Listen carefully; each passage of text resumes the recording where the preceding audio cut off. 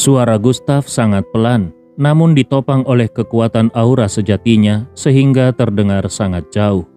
Semua orang yang hadir hampir-hampir menahan napas. Mereka membelalakkan mata menatap Gustav tanpa berkedip. Gustav memang sangat kuat, itu benar. Bakatnya dalam bidang alkimia juga sangat tinggi. Namun memanggil 3 orang ahli alkimia setingkat Dansun, semua gelar penghormatan tertinggi alkimia, sebagai sampah di depan umum seperti ini, benar-benar sangat keterlaluan. Apakah Gustav sudah gila?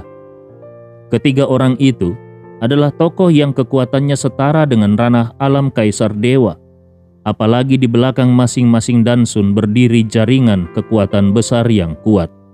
Lebih baik menyinggung puncak kekuatan dunia ini daripada menyinggung seorang Dansun. Semua orang memandang Gustav seolah-olah dia adalah orang gila. Namun yang mereka lihat adalah sosok Gustav yang tenang dan ringan, seolah-olah yang diucapkannya hanyalah hal biasa. Saat mereka menoleh ke arah ketiga Dansun tersebut, termasuk Xingtian Dansun, ketiganya sudah memasang wajah gelap. Aura kuat bergemuruh di sekeliling mereka. Kemarahan yang tidak terbendung menyebar di udara. Semua orang di tempat itu merasa sesak napas. Dia mati. Dia pasti mati. Kali ini Gustav tidak akan bisa hidup lagi. Itulah satu-satunya pemikiran yang terlintas di benak semua orang. Sekalipun kakak seperguruannya yaitu Aldren Ye muncul, tetap saja itu tidak akan cukup. Orang-orang yang mengelilingi arena, kecuali beberapa kultivator independen, satu persatu dari kalangan keluarga, pengawal, hingga tetua, semuanya memandang ke arah Gustav dengan tatapan yang mulai berubah. Terutama Cui Yu, kepala keluarga Wang, kepala keluarga Li, dan yang lainnya. Tatapan mereka berubah dengan cepat. Mereka mulai berpikir, daripada merendahkan diri membeli pil 100 roh kuno dari Gustav, lebih baik bekerja sama dengan ketiga Dansun untuk menangkap Gustav, lalu meyakinkan para Dansun untuk melumpuhkan kultivasinya dan menjebloskannya ke dalam penjara besi, agar seumur hidup dia menjadi alat pembuat pil bagi mereka secara gratis. Satu tungku menghasilkan 6 butir pil 100 roh kuno. Alkemis seperti ini, siapa yang tidak menginginkannya? Terlebih lagi, Gustav sudah menantang 3 Dansun dan jelas akan mati. Jadi, sekalian saja membantu mereka menangkap Gustav.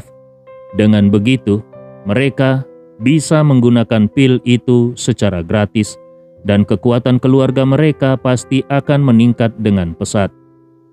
Tidak lama kemudian, beberapa tokoh kuat dari keluarga mulai berseru, "Kami mendukung para Dansun, tangkap Gustav." Kepala keluarga Wang, yaitu Wang Kun, menyatukan kedua tangannya dan berbicara dengan penuh hormat. "Gustav sudah melecehkan 3 Dansun. Dosanya pantas dihukum mati. Namun kami mohon kepada para Dansun untuk menangkapnya saja, lalu melumpuhkan kultivasinya dan membiarkannya seumur hidup meramu pil untuk kota alkimia sebagai bentuk pengabdian." Wang Kun kemudian menatap Kunwu Dansun. Kemudian dia langsung berlutut dengan satu lutut sambil berkata dengan sungguh-sungguh, "Yang mulia Dansun, orang bernama Gustav Ye ini memang terlalu sombong dan pantas dihukum mati. Namun mengingat dia sudah ditunjuk sebagai penjaga oleh Ling Yi Dansun, bagaimana kalau kita menangkapnya, melumpuhkan kultivasinya, lalu memanfaatkan sisa hidupnya untuk meramu pil bagi para petarung di kota alkimia? Itu pun bisa dianggap sebagai bentuk perlindungan terhadap kota ini, meski secara tidak langsung. Dengan begitu, kita tidak menyangkal bakat Gustav, tapi tetap memberinya pelajaran yang pantas. Di sisi lain, dia pun bisa memberikan kontribusi bagi kota alkimia. Kedua belah pihak diuntungkan. Para Dansun bisa menyalurkan amarah dan perkataan Ling Yi Dansun pun tetap dihormati. Ini adalah solusi terbaik. Melindungi alkimia, kota alkimia secara tidak langsung, solusi terbaik. Semua itu hanya kedok belaka. Yang sebenarnya mereka incar adalah alkemis gratis dan pil 100 roh kuno tanpa biaya. Mereka memang ingin menjadikan Gustav sebagai buruh paksa seumur hidup. Membunuhnya saja akan terasa sia-sia. Lebih baik mereka membuat Gustav meramu pil untuk mereka seumur hidup.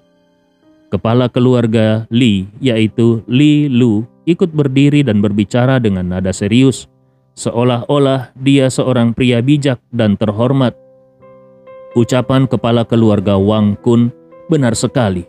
Aku juga ingin menyuarakan keadilan.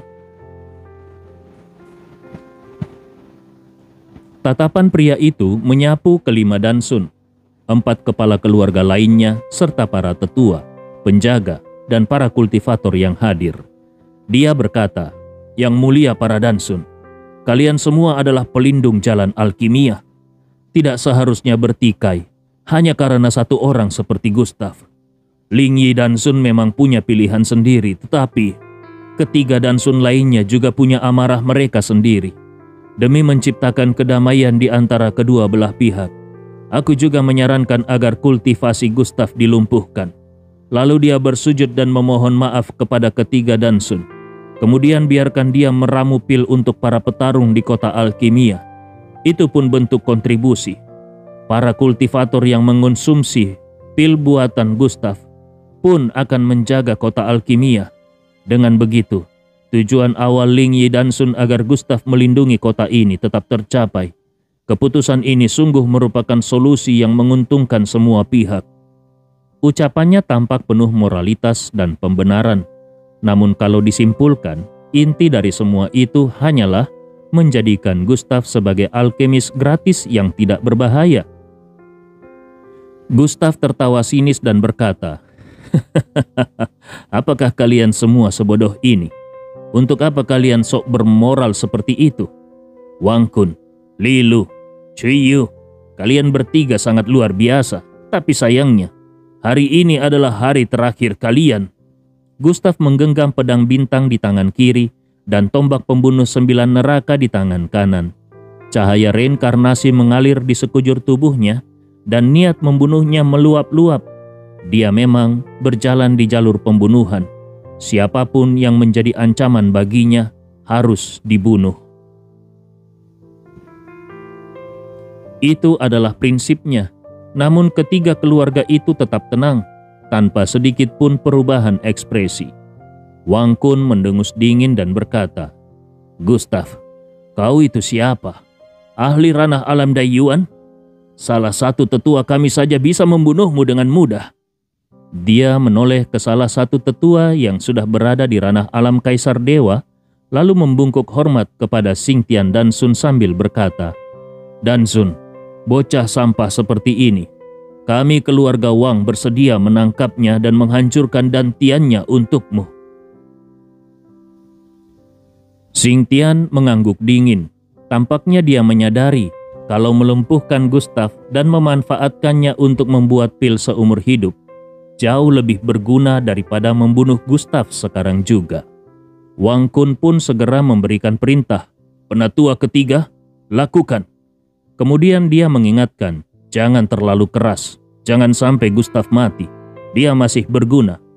Bibirnya melengkung membentuk senyum licik saat dia membatin. "Sebentar lagi aku akan menikmati pil 100 roh kuno secara gratis." Gustav, kau pikir kau itu Aldrin Ye?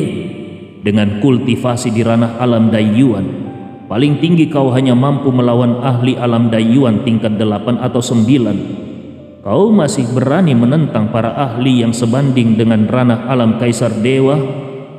Bahkan bermimpi menghancurkan 3 keluarga besar? Itu benar-benar mimpi di siang bolong." Penatua ketiga dari keluarga Wang mengangguk. "Siap, Tuan Kepala Keluarga." Kemudian dia melangkah maju dengan lambat. Aura Dao yang kuno berputar di sekelilingnya. Jelas dia berada setengah langkah menuju ranah alam Kaisar Dewa. Seluruh darah dan energinya meledak. Kulitnya yang kering mulai mengembang cepat. Dia menggenggam sebilah pisau es. Auranya begitu megah, seolah-olah dia adalah seorang raja es sejati. Tatapannya tertuju pada Gustav. "Bocah, nikmatilah pertarungan terakhirmu." Tiba-tiba terdengar suara teriakan, "Berhenti! Apakah kalian ini mau memberontak?" Siapapun yang ingin menyentuh Gustav harus bertanya pada tombakku terlebih dahulu." Itu adalah suara teriakan Ling Yi. Dia berdiri di depan Gustav.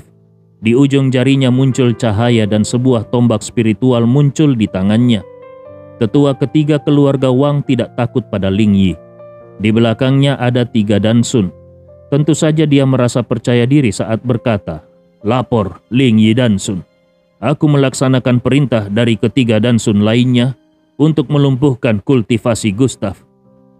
Gustav perlahan melangkah maju dan berkata pelan, "Senior Ling Yi, aku sangat menghargai niat baikmu. Tapi ada beberapa hal yang ingin kuselesaikan sendiri." Ling Yi berkata, "Tapi di depanmu sekarang." Gustav mengangguk ringan kepada Ling Yi, "Percayalah kepadaku." Kemudian dia melanjutkan, "Beberapa kekuatan memang harus dibersihkan.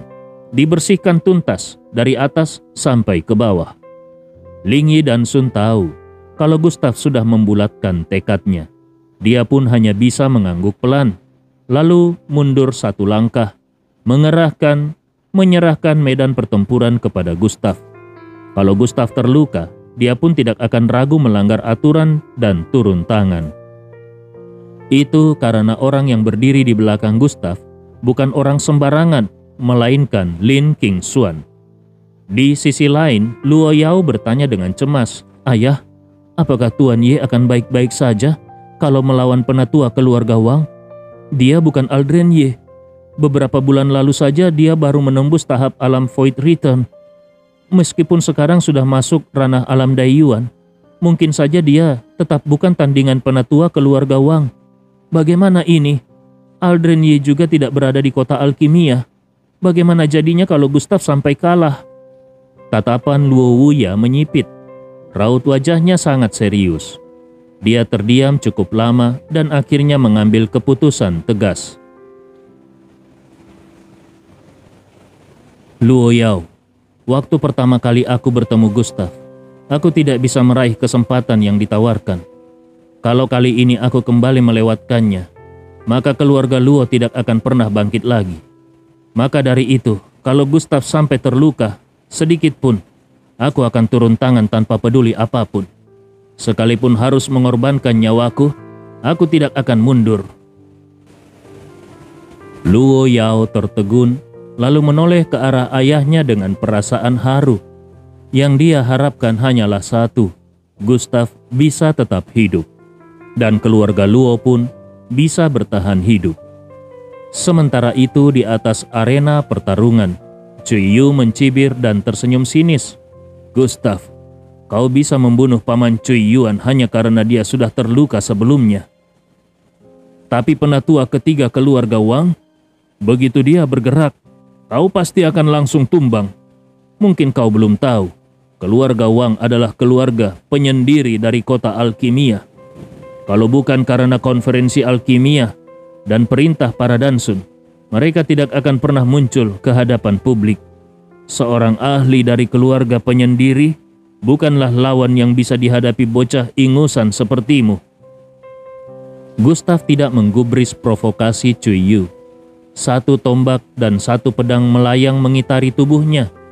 Kedua tangannya berada di belakang punggung dan sorot matanya memancarkan sikap santai yang tidak terbatas.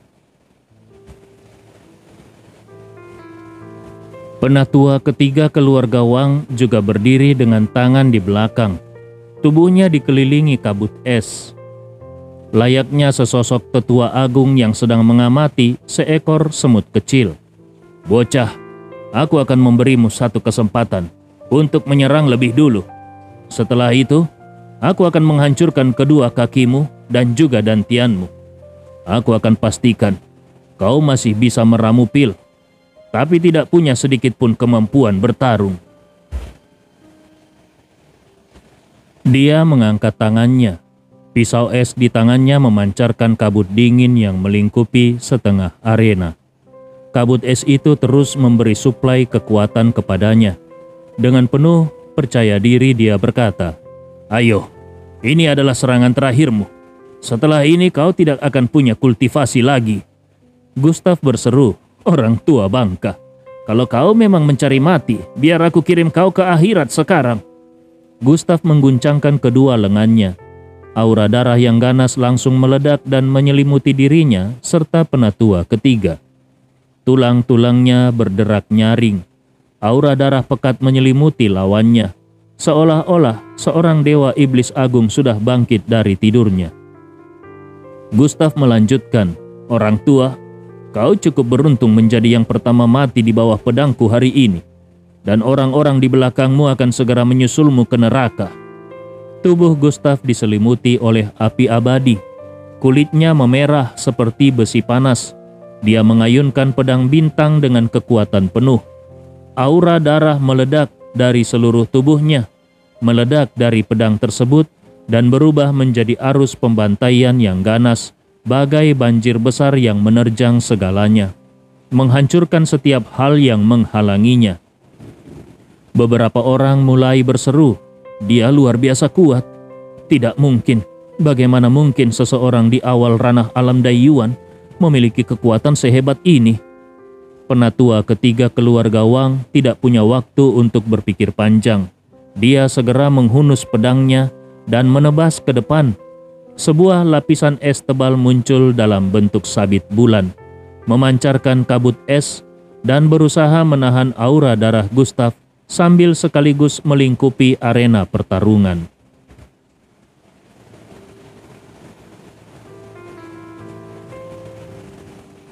Suara ledakan bergema mengguncang tanah arena dan menciptakan retakan di permukaan. Gelombang kejutnya menyebar luas. Dalam sekejap, kelima Dansun, seluruh anggota keluarga dan para alkemis, semuanya mundur dari arena dan kembali ke posisi masing-masing. Kunwu Dansun menatap kabut es dan kabut darah yang menyelimuti arena. Dia hanya bisa melihat sedikit bayangan pedang dan cahaya senjata bertabrakan, tapi tidak bisa melihat dengan jelas apa yang terjadi di dalamnya. Dengan semakin kuatnya guncangan arena, pertarungan itu tampaknya sudah mencapai puncaknya. Di dalam kabut darah, Gustav bergerak dengan sangat leluasa, laksana naga yang berenang bebas di lautan. Aura dominasi terpancar dari seluruh tubuhnya, seolah-olah dunia ini hanya miliknya. Rambut hitamnya berantakan dan matanya dalam bagaikan hamparan bintang di langit malam. Dia menyarungkan pedangnya, lalu menebas ke bawah dengan telapak tangan. Dari tebasan itu, pedang Qi yang syarat kekuatan Dao langsung meledak menembus udara, membawa aura membunuh yang luar biasa dan menghantam tepat ke bahu penatua ketiga keluarga Wang. Penatua ketiga memuntahkan darah dan terlempar mundur. Wajahnya dipenuhi keterkejutan. Dia menatap sosok Gustav yang seperti dewa pembantai tak tertandingi, lalu berkata dengan suara gemetar, "Kekuatan ini, kenapa terasa sangat familiar? Aku pernah merasakannya. Aku pasti pernah. Gustav, siapa sebenarnya kau?" Kekuatan ini benar-benar setara dengan ranah alam Kaisar Dewa. Bagaimana mungkin Gustav yang baru di awal tahap alam Daiyuan bisa memiliki kekuatan sekuat ini? Tapi kenapa aura darah ini begitu akrab? Dia pasti pernah merasakannya sebelumnya. Gustav menjawab, "Siapa aku tidak perlu kau ketahui, karena kau sudah akan mati. Serangan terakhir ini anggap saja hadiah untuk menemanimu di detik-detik kematianmu." Gustav melompat dan menikam ke depan dengan pedang. Niat membunuh yang sangat pekat berkumpul di ujung bilahnya, memancarkan cahaya darah. Pedang bintang berubah menjadi seberkas cahaya yang melesat seperti komet melintasi langit malam, menghancurkan segala yang menghalangi dan menghapus segalanya. Cahaya itu menembus lapisan demi lapisan es, lalu menghantam langsung pisau es milik lawan. Tubuh penatua ketiga keluarga Wang menerima dampak penuh. Tulang-tulangnya patah lebur dari separuh, lebih dari separuh. Darah menyembur dari tubuhnya juga, dan raut wajahnya berubah sangat menyeramkan. "Aku ingat sekarang, aura darah ini aura dari 3 hari lalu, saat Aldrenye membunuh ahli ranah alam kaisar dewa dari keluarga Cui." Dia menoleh dengan tatapan terkejut dan ketakutan. Dia menatap Gustav dengan suara tua dan serak. Seluruh tubuhnya gemetar. Dia tidak mampu menahan ketakutan di dalam dadanya. Dia bergumam, Kau bukan Gustav. Kau adalah Aldren Ye." Cahaya pedang itu menghancurkan pisau es dan langsung menembus dada penatua ketiga, menghancurkan dantiannya hingga seluruh kultivasinya hancur total. Cahaya itu berubah kembali menjadi pedang bintang dan kembali ke tangan Gustav. Gustav mengayunkan tangannya dan dari ujung jarinya memancar gelombang pedang, seperti gelombang emas yang datang bertubi-tubi dan menghantam tubuh penatua ketiga secara beruntun. Tubuh penatua ketiga keluarga Wang meledak berkeping-keping. Nyawanya tinggal setitik. Di luar arena, orang-orang sama sekali tidak bisa melihat apa yang terjadi di dalam kabut darah. Yang terdengar hanyalah rentetan ledakan yang memekakkan telinga.